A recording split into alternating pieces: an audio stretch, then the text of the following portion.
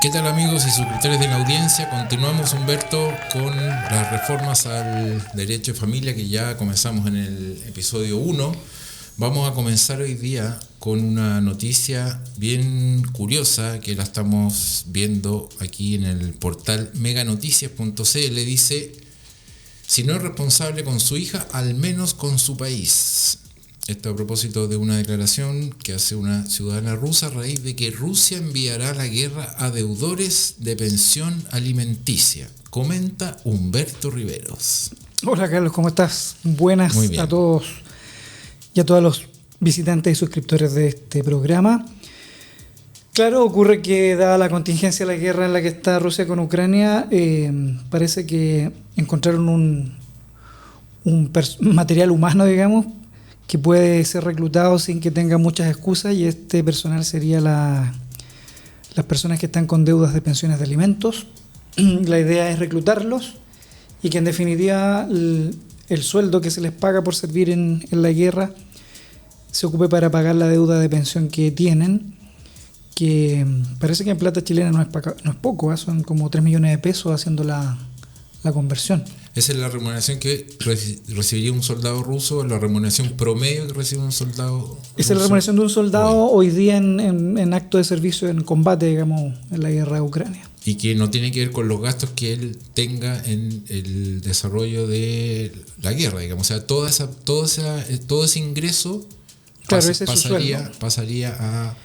Y como dice acá, es lo que sucede en la ciudad de Sochi. El alcalde de la localidad rusa está persiguiendo a todos aquellos morosos con sus hijos y explica que el pago que se les realice será depositado a las cuentas de sus familias. Exactamente, y además que es mucho más del sueldo promedio ruso.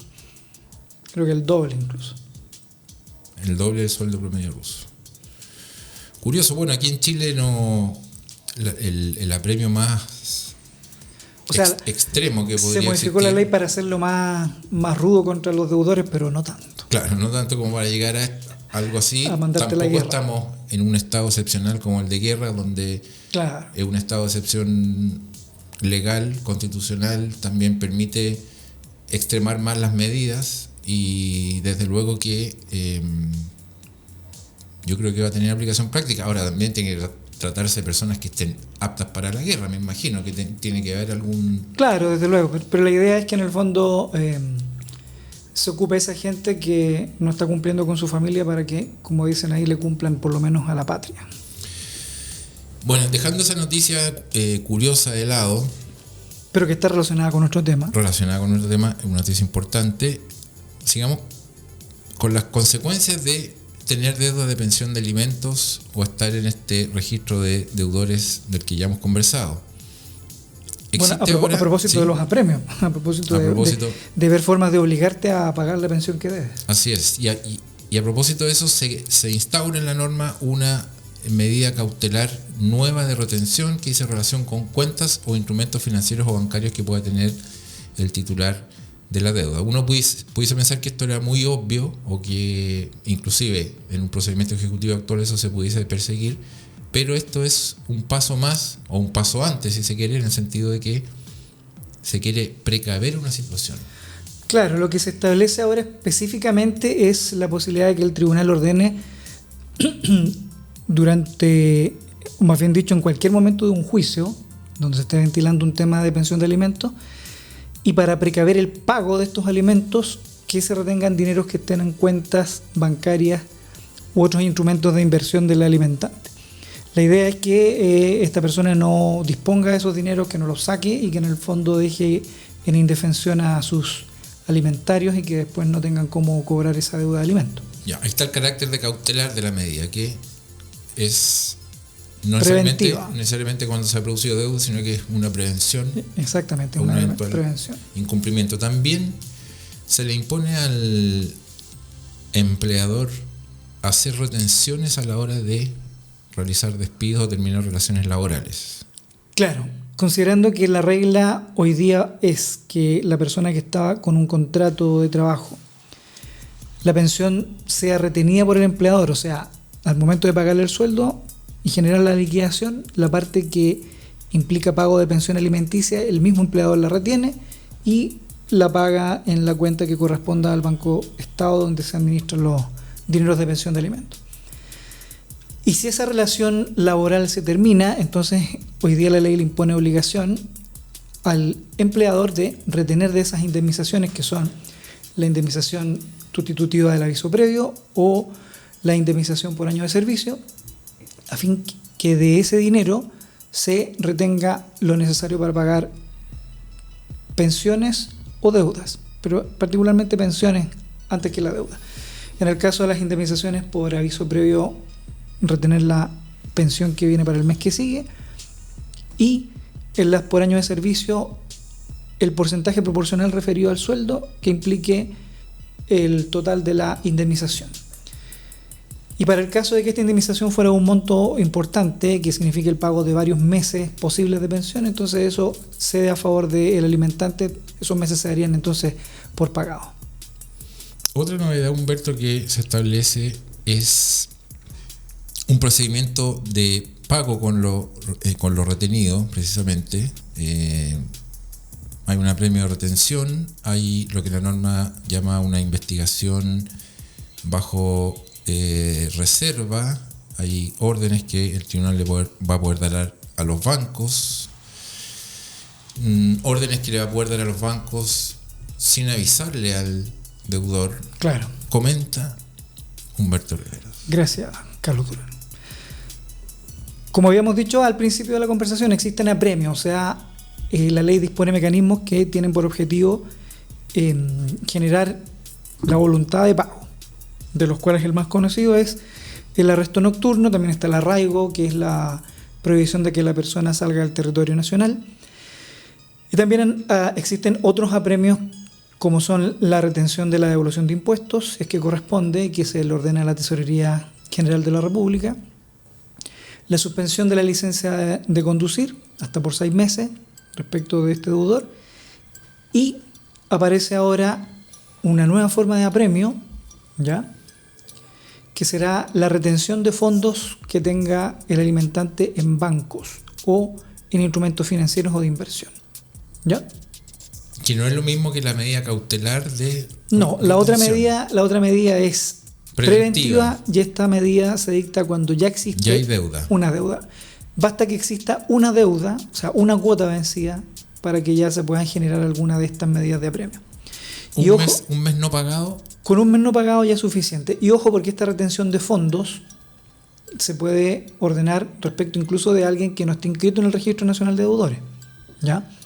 Porque como dijimos en el capítulo anterior, para ir al Registro Nacional de Deudores tienes que tener ya 3 cuotas vencidas o 5 discontinuas. Claro, 5 discontinuas o 3 continuas.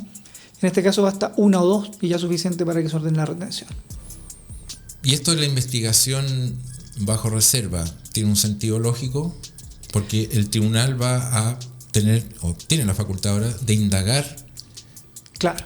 De por sí indagar, por iniciativa del tribunal, indagar en toda la estructura financiera de este deudor, y de encontrar algo, por así decirlo, inmediatamente le comunica a quien tenga el carácter, y en el carácter que lo tenga, ¿cierto? El banco, por ejemplo, el ejemplo más clásico, que retenga estos fondos sin avisarle al deudor. Sin avisarle antes al deudor. Antes al deudor. Claro. ¿Cuál es la lógica de esto? La lógica es que si yo voy a pedir una retención de dinero para pagar la deuda, yo como la persona que lo pide podría aportar la información al tribunal, decir, mire, la cuenta bancaria está en el banco tanto y es la número tanto. Pero si no dispongo de esa información y solamente pido la retención, entonces el tribunal, a través de el acceso que tiene a los sistemas de interconexión con la Comisión del Mercado Financiero, que es la antigua Superintendencia de Bancos, a través de impuestos internos y de cualquier otro organismo público, el mismo tribunal puede averiguar la existencia de cuentas de ahorro o de otro tipo que tenga el deudor, y a partir de ahí entonces generar la orden de retención a ese banco. ¿Qué pasa si hay más alimentarios, si hay más hijos o sujetos de pensión de alimentos que no hayan sido los que generaron originalmente este procedimiento? ¿Alcanza a ellos la investigación que se haga ahí? A ver, lo que en realidad el tribunal le ordena hacer al banco después de obtener la información es que retenga el dinero para pagar el total de la deuda. Sí. O el monto que tenga disponible, en definitiva, si la deuda es mayor que eso. El banco recibe la orden, hace la retención y tiene 15 días para pagar, ¿ya? El tribunal va a notificar primero al banco o a la institución financiera y después le va a avisar al deudor, ¿ya? Y una vez que la deuda está ya liquidada y el banco tiene la retención, tiene 15 días para depositar en la cuenta del pago de la pensión de alimentos. Pero sí, en paralelo con esto, y yendo a lo que tú me consultabas, el tribunal tiene ahora el deber de revisar si existen otros alimentarios respecto de los cuales también pudiese existir deuda de pensión de alimentos y que el alimentante pudiera pagarlos con estos fondos del banco. ¿Y qué es lo que tendrá que hacer entonces?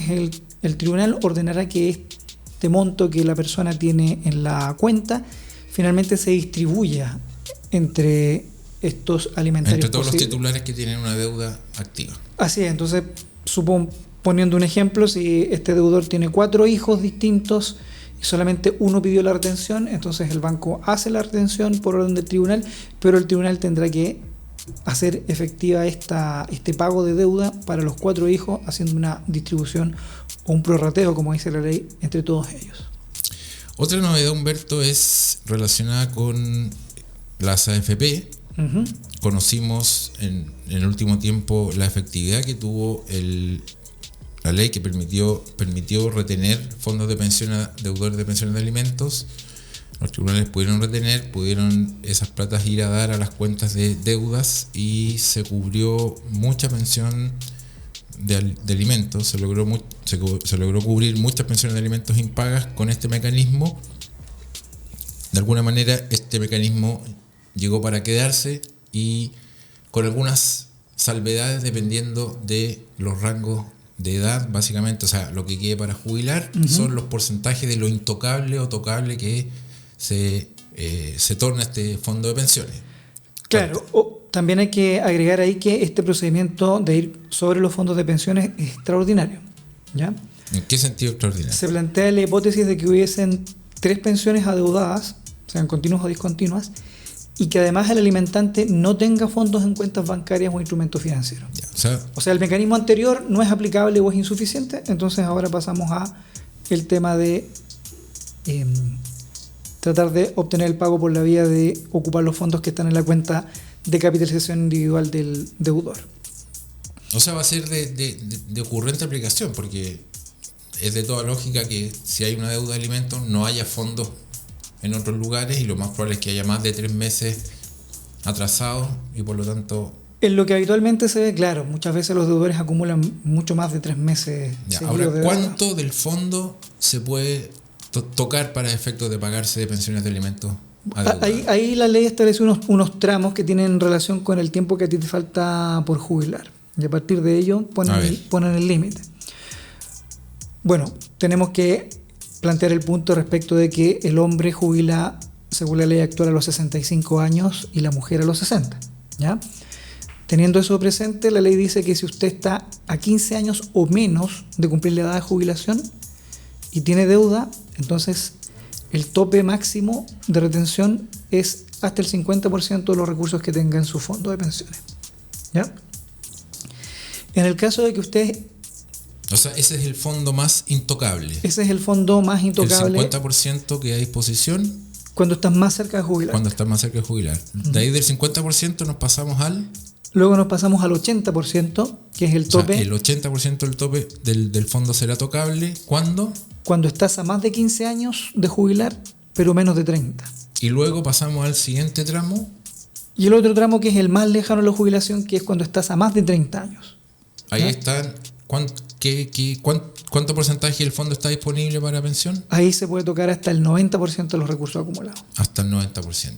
¿Ya? Otra novedad, Humberto. Perdón. Sí. Ya antes de pasar al otro tema, y en este caso también aplica la misma regla que para el caso del banco del prorrateo. Si hay más de... si existe más de un alimentario que pudiese tener derecho a que se le pague en deuda, sí, entonces este fondo acumulado el tribunal debe distribuirlo entre todos ellos. Entre todos los que tienen titularidad o alguna deuda pendiente. Así es. Otra novedad, Humberto, y que también es una situación, yo creo que de mucha ocurrencia. Vamos a ver en la práctica si es que estas personas que realizaban o tenían esta actitud con niños que no tenían que tener, van a ejercer los derechos que ahora la ley les da. Porque la ley ahora le entrega derecho a terceras personas para pedir reembolso de gastos que hayan hecho respecto de personas que no tenían que hacerlo. Es decir, un padrastro, por ejemplo, que claro. O los abuelos que muchas veces los abuelos que no estén pagando una pensión formal o que hayan sido condenados al pago de una pensión y que por voluntad propia colaboren en la educación, colaboren en la crianza diaria, colaboren en un gasto eventual extraordinario, un tratamiento médico, una operación, un tratamiento dental que tenga un costo considerable o que no tenga un costo considerable. El tema es que cualquier persona que haga gastos respecto a un hijo que no tenía que hacer, que antes eso quedaba en el ámbito de la caridad, por así decirlo, y eran, o de la buena voluntad. De la buena voluntad, y eran meramente donaciones. Hoy día, ¿qué van a poder hacer esas personas? Bueno, la ley plantea a partir de ahora la posibilidad de que estos terceros que tuvieron que satisfacer necesidades de los alimentarios contribuyendo económicamente puedan demandar a este alimentante que no cumplió. Entonces, aterrizando uno de los ejemplos que tú pusiste, si estuviéramos ante el caso de, por ejemplo, un padrastro que paga el colegio de los niños o los tiene en un sistema de salud o les compra el celular y se los paga la cuenta todos los meses, la ley hoy día permite que este padrastro pueda demandar a este padre alimentante que no contribuye y respecto de cualquier tipo de gasto que haga, o sea, no tiene que ser un gasto de una enfermedad catastrófica o un gasto grande que pagó, porque la ley que pagó una universidad o que pagó un colegio, sino que contribución económica. Cualquier contribución económica que se haga respecto de alguien de quien no se está obligado, efectivamente, hoy día aquí se va a poder recuperar porque la ley otorga una acción de reembolso. Como decías tú, esto que antes era tema de la buena fe o de la caridad, entonces hoy día es un tema que da derecho a reembolso. Yo creo que también eso va a tener aplicación práctica. Va a haber, lo interesante va a haber es ver si en la realidad quienes ejercen estos gastos van a querer que se les reembolse, porque muchas veces quienes ejercen estos gastos, quienes hacen estas inversiones a las que no se está obligado, lo hacen sabiendo que eso no se va a recuperar y partiendo de la base que es algo que lo hacen desde un sentimiento, claro, desde una emoción, no lo hacen esperando, no lo hacen recibirlo de vuelta con miras económicas. Entonces eso va a ser interesante ver si es que esta facultad que ahora da la ley va a despertar ese lado de decir, bueno, pongámonos prácticos y recuperemos lo que hemos invertido, o va a quedar eso siempre en el ámbito, o va a ser caso a caso y según el gasto. Claro, pero va a estar la posibilidad. Legalmente hoy día es claro que se puede demandar. Va a estar la posibilidad. Otra modificación, Humberto, dice relación con los plazos de prescripción de las deudas de alimentos. ¿Qué pasa con eso? Comenta Humberto Riveros. Gracias, Carlos Durán. Vamos. Bueno, hoy día se estableció que el plazo de prescripción recién va a empezar a correr a partir de que el alimentario cumpla 21 años. ¿Ya? ¿A qué se refiere la prescripción? Se refiere al plazo tras el cual se extingue la acción o el derecho a perseguir estas deudas en un juicio. ¿Ya? Y la prescripción va a tener un plazo de 3 años como acción ejecutiva, o sea, de juicio rápido, y después durará otros 2 años como un juicio ordinario. O sea 3 años es que se quiere ir con el certificado de deuda como título, así, y decir vengo a demandar y por lo tanto inmediatamente embargo. O si es que hay que discutir la deuda, hay un juicio ordinario, por ende, 5 años en ese caso, 3 años como acción ejecutiva, 5 años como acción ordinaria. En total tienes 5 años. En total tienes 5 años. Después de los 21 años hasta los 26 tú podrías todavía demandar cualquier deuda de alimentos. Cualquier deuda de alimentos. Y por último, con lo que vamos a cerrar este listado de novedades y por ende este episodio en la audiencia de hoy, que entre paréntesis invitamos a todos nuestros auditorios, a toda nuestra audiencia, a que nos envíen preguntas, consultas, lo que quieran saber, comentar, temas, quieran proponer temas, vamos a estar, por supuesto, recibiendo todo tipo de... Pueden dejarlo en la caja de comentarios de YouTube. Sugerencias, críticas, en fin.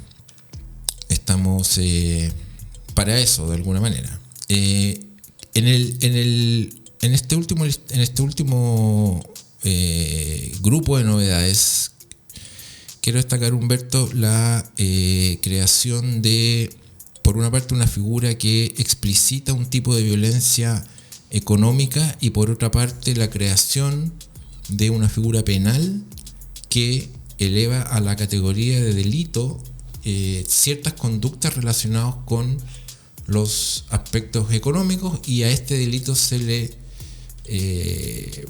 atribuyen las mismas penas del delito de maltrato habitual en el contexto de violencia intrafamiliar. Uh-huh. ¿Qué pasa con esta figura que se crea, que se explicita, y por otra parte, qué pasa con este delito que la norma crea? Bueno, en la ley de violencia intrafamiliar no estaba definida explícitamente como violencia el aspecto económico, ¿ya? Particularmente todo lo que tiene que ver con la manipulación de la subsistencia de la familia o de la mujer en ese sentido. Hoy día la ley lo plantea específicamente, planteando que es violencia intrafamiliar estas conductas que tengan por objeto vulnerar esta autonomía económica o vulnerar el patrimonio y la subsistencia de la familia, ¿ya? Particularmente se menciona el incumplimiento reiterado de este deber de proveer los alimentos, ¿ya? Y eso entonces hoy día configura específicamente violencia intrafamiliar. Ok, ¿y cuándo caemos en la categoría de delito? Porque ahí caeríamos en la categoría de violencia, lo cual en la práctica se sancionaría con multa y con alguna medida accesoria en su caso. Claro. Aparte de las medidas económicas que se puedan tomar para que se pague lo que se debe. Pero ¿cuándo pasa esto a ser un delito y por lo tanto ya no de competencia de un tribunal de familia, sino que del Ministerio Público, de un juez de garantía, del aparato penal? ¿Cuándo estamos en presencia de un delito en el aspecto económico? Bueno, la introducción de este nuevo delito de violencia económica tiene una definición específica, ¿ya? El obligado a pago de pensiones de alimento, y que con el objeto de menoscabar o controlar la posición económica de la mujer, incumplir reiteradamente el pago de la pensión de alimentos. O sea, tiene que haber un incumplimiento reiterado, pero con un dolo especial que se exige, o sea, una intención especial. Que sería el objeto de menoscabar o controlar la posición económica de la mujer. Eso va a ser complejo de acreditar, porque uno podría decir, bueno, ya por el hecho de la deuda ya hay un desprecio, hay un menoscabo, hay un descrédito. Además que tanto en esta figura como en la que es solamente violencia pero no delito, se plantea como sujeto pasivo, o sea, como víctima posible, solo la mujer. Solamente la mujer. Y hoy día, estando en el ámbito de relaciones familiares mucho más amplias, particularmente con la existencia antes del acuerdo de unión civil y hoy con el matrimonio igualitario, nos encontramos con que un hombre no puede ser víctima de violencia económica bajo esta definición legal. O sea, el sujeto pasivo sí o sí tiene que ser una mujer. Claro. Y ojo que finalmente, para generar un parámetro objetivo en cuanto al incumplimiento reiterado, la figura penal plantea que se entiende que lo hay cuando el deudor permanezca por más de 120 días en el Registro Nacional de Deudores de Pensiones de Alimentos. Ok, o sea, se tienen que sumar dos cosas para estar en presencia del delito. Por una parte, más de 120 días en el registro, y por otra parte, acreditarse esta intención, como dice la norma, de menoscabar o controlar la posición económica de la mujer. Es decir, no por el hecho de estar más de 120 días en el registro se comete el delito, sino que además esto debe ir acompañado de acreditar que hay una intención, un dolo específico, una intención de menoscabo y de control. Y de control, o de control de un hombre hacia una mujer. Claro. Siempre ese. Ahora, ojo, no sé si solamente de un hombre es una mujer. La víctima tiene que ser mujer. La víctima tiene que ser mujer. A lo mejor en un matrimonio igualitario mujer-mujer, claro, podría ser de una contra la otra. Buen punto. La víctima tiene que ser mujer. Claro. En cambio, en un matrimonio igualitario hombre-hombre, no podría existir podría delito, porque delito. El sujeto pasivo tiene que ser sí o sí mujer. Ese es el tema. Y con esto, Humberto, ya terminamos este chequeo de novedades. Vamos a continuar En el próximo capítulo vamos a cerrar algunos pendientes respecto de estas últimas reformas en cuanto al tema de alimentos. Yo creo que particularmente respecto de la forma en la cual uno puede salir del registro de deudores de pensión de alimentos, otros menores, y luego tomaremos algún otro tema de familia que sea de interés. Y seguimos y nos encontramos en el próximo episodio, como siempre. Chao, chao. Chao, chao, chao, chao, chao.